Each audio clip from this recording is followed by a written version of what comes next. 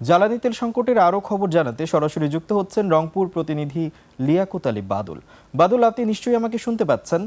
আপনার এলাকায় তেল পরিস্থিতির খবর আমাদেরকে জানাবেন।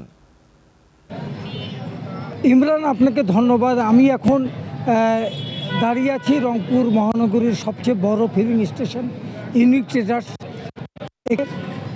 এখান থেকে শুরু করে রংপুর মহানগরীর কোনো ফিলিং স্টেশনে তেল নেই। ভোর থেকে বিভিন্ন মোটরসাইকেল যানবাহন অপেক্ষা করছে তেলের জন্য, কিন্তু ফিলিং স্টেশনগুলো বলতে পারছে না যে কখন তেল আসবে। একবার বলে যে দুপুরের মধ্যে আসতে পারে, আবার কখনো বলতেছে বিকালের আগে হবে না।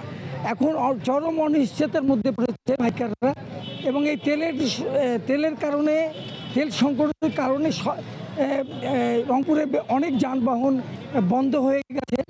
বিশেষ করে আর এখন যে প্রচণ্ড গরম চলছে, ডিজেলের অভাবে জমিতে সেচ দিতে পারছে না, পানি মেশিন চালু করতে পারছে না।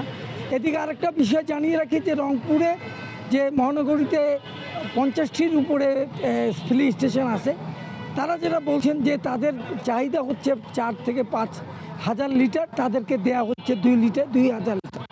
এবং এখন যে ডিপো থেকে যে তেলের জন্য ট্রাক গেছে, দুদিন আগে থেকে বসে আছে, সে তেল কখন পাওয়া যাবে সেটাও তারা জানে না এবং বলতে পারছে না। এবং আরেকটা বিষয় যে এখানে যারা ভোরবেলা থেকে যারা অপেক্ষা করছে, তারা তেলের জন্য তারা পাবার আশায় বিভিন্ন পেট্রোল পাম্পের সামনে অপেক্ষা করছে, এবং তারা যেটা বলছে যে এইভাবে মানে ঘোষণা দিয়ে তাদেরকে বলে দেওয়া উচিত যে আমরা কখন পাওয়া যাবে তাদেরকে জানানো উচিত। তো আমার কাছে এই ছিল এই মুহূর্তের খবর। সারা দেশে বাড়ছে বাদল, ধন্যবাদ আপনাকে।